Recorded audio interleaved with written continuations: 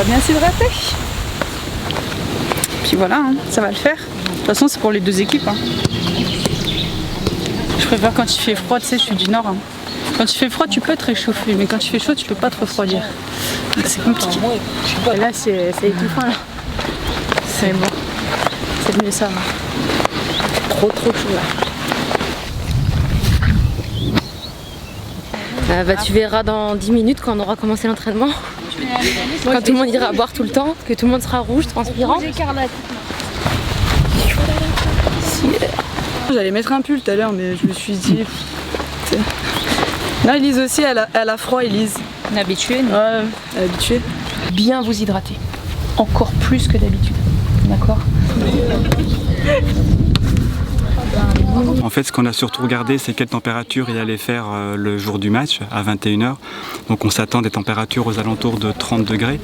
Parce que l'autre possibilité aussi était d'éviter les températures si jamais il avait fait plus frais le jour du match, mais comme ce ne sera pas le cas, on ne peut pas éviter la chaleur. Donc il faut aussi habituer les organismes, habituer les joueuses à s'entraîner et à faire des efforts pendant ces périodes de chaleur excessive. Bienvenue à Dubaï. Même si on ne sent pas le besoin de boire, je pense que pour le corps c'est la chose première qui va être importante pour bien s'hydrater et bien récupérer. Allez.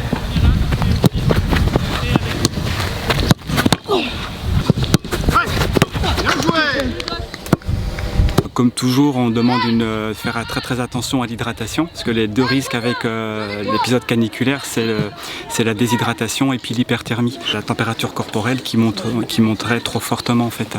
Donc l'hydratation, on insiste beaucoup sur des petites pauses et puis s'hydrater régulièrement, pas que pendant l'entraînement, après, avant également.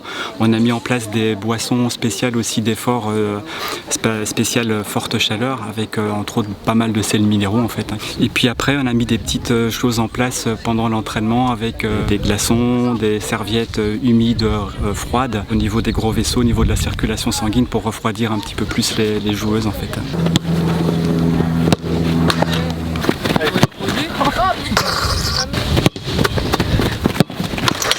On est plus attentif, et tout à fait ce qu'on peut avoir avec les effets de la chaleur aussi, ça peut être par exemple tout simplement des maux de tête, des choses comme ça. Donc on fait attention à ça, et puis ce qu'il faut faire aussi attention, c'est pas rester enfermé dans sa chambre avec la clim à fond, et puis ne pas s'habituer à ces épisodes-là. Donc il faut aussi que les joueuses sortent un petit peu au cours de la journée pour s'habituer aussi au cours de la journée à ces chaleurs.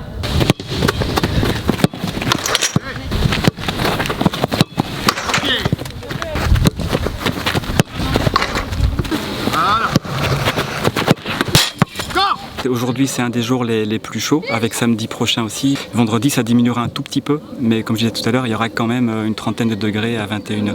J'ai entendu parler, oui, qu'il y aurait des vestes réfrigérantes en fait, pour justement pallier à cette grosse chaleur. Donc c'est une bonne chose, je trouve.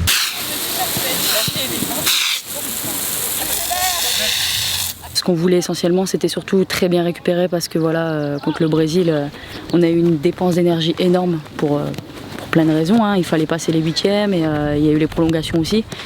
Donc là on a bien récupéré, on peut recommencer à travailler et travailler aussi sur notre adversaire, et maintenant on a hâte d'y être. Le soleil il tape un peu à la tête, mais sinon non, on est tous déterminés comme au début, donc même plus je pense.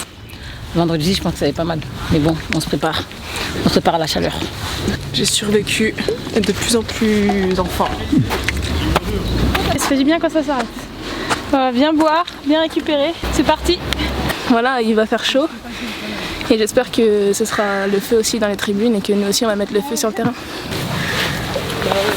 Allez, ça change de rythme tout le monde.